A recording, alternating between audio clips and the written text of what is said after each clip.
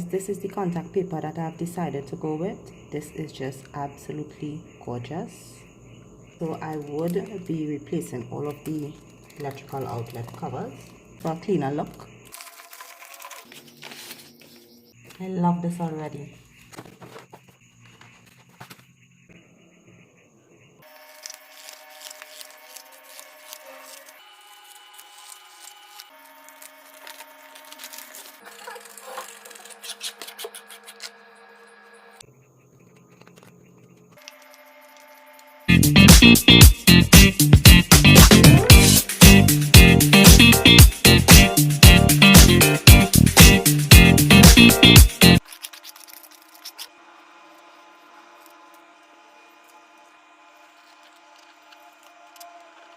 Guys, this brings us to the second part of the video where I'll be using this contact paper to place it on these parts.